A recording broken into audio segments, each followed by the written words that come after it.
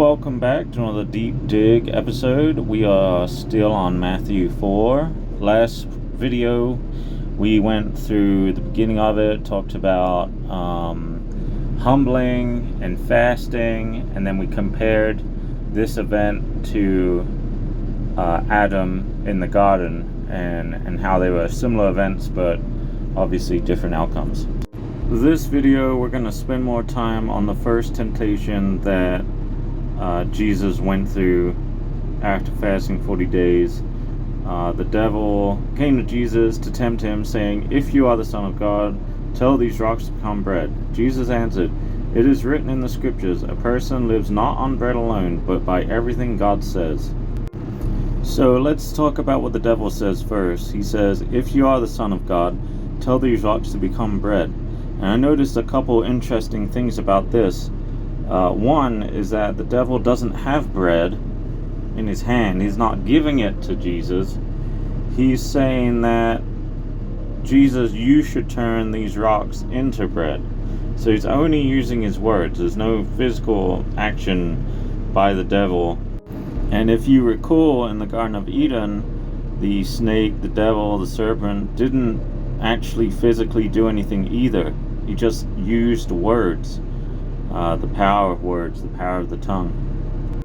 I think the devil's goal here was to lead Jesus away from depending on God. He wanted to tempt Jesus into doing it himself, just like he did with Adam when he told Adam, or he told Eve, "You will be like God." Because the devil doesn't need you to worship him. He just needs you to not rely on God.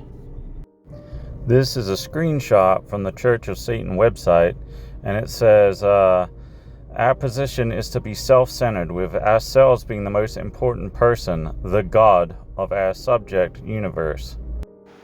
So Satan's goal is for you to pick anything else but God, but Jesus.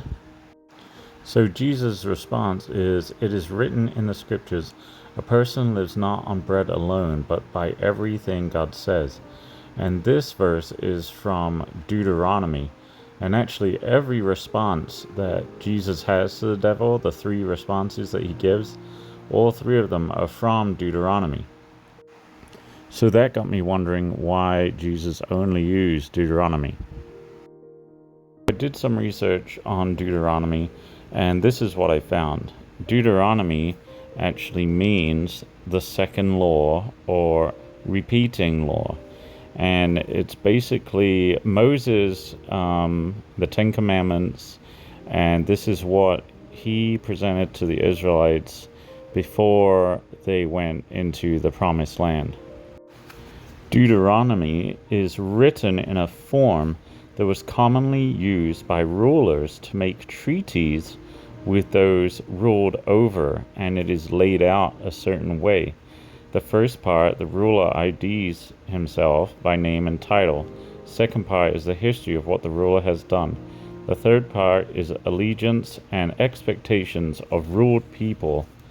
The fourth part is blessings for keeping the treaty and cursings for not keeping the treaty. And the fifth part is provisions for future generations. So Jesus used Deuteronomy because it was the law, and that is what you were supposed to do. It's God's law. Finally, let's look at the words that Jesus says. A person lives not on bread alone, but by everything God says.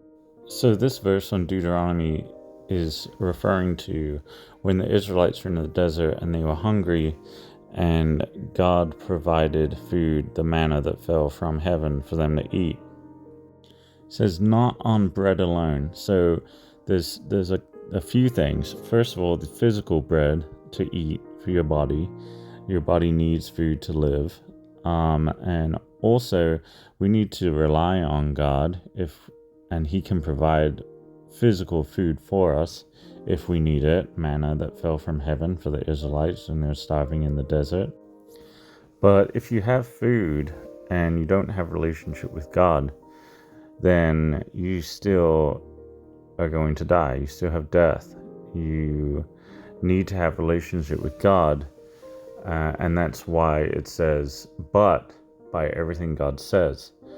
And that is the eternal life, the life after death. So you need food, physical food, to sustain your physical body, but you also need the spiritual food to live on after your body dies.